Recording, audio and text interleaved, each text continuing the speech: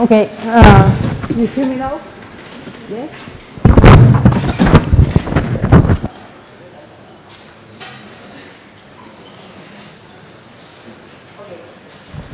Should be okay now.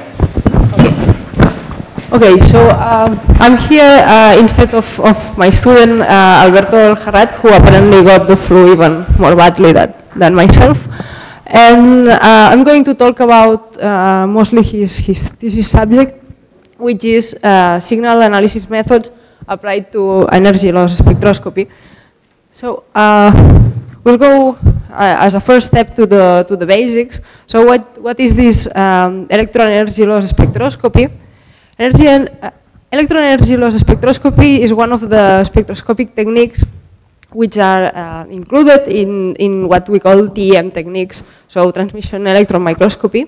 Okay? And nowadays, in the field of nanotechnology, we can say that TEM and all the related techniques are probably the most powerful tool for directly evaluating what we get from a nanotechnology synthesis. Okay, so just to make the acronym clear, TEM is transmission electron microscopy, STM is scanning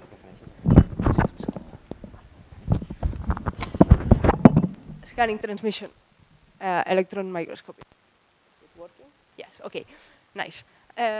Okay. So in fact, what we have from a physical point of view is a bunch of electrons coming really fast from a source, okay, impacting a thin solid-state material here, and a number of signals get away from this solid-state sample.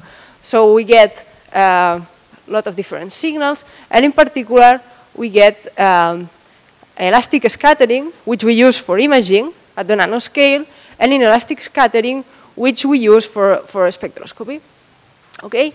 So from the physical point of view, this inelastic scattering means that we have incident electrons having lost a part of their energy to the electrons of the sample. Okay? Okay. It's not very clear for me what's going on, but anyway. So these electrons, they can be lost to changes in the atomic state of the victim sample, let's say, or transitions from core states to unoccupied solid state collective states. Okay, they can also be lost to interband transitions or to collective vibrations of conduction band electrons, what we call plasmons.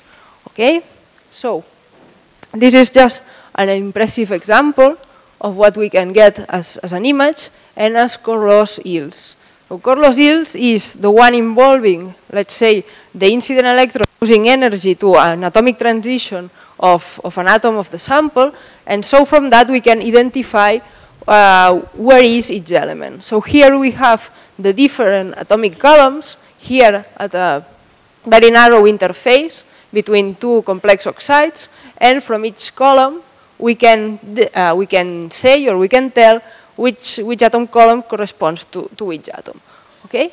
But more interestingly, if we go to the low loss region, so energy of the incident electron having gone to these collective vibrations in the conduction band of the electrons of the sample. Okay, what we can do is we can map where these plasmonic modes are in the sample. Okay, we can find their energy, and from this energy of the plasmons, we can deduce which compounds are where in the sample, like in this place, and we can access other physical properties of these plasmons, such as their very constrained localization. Okay, also their actual energy and their lifetime by fitting a suitable model to the. Okay.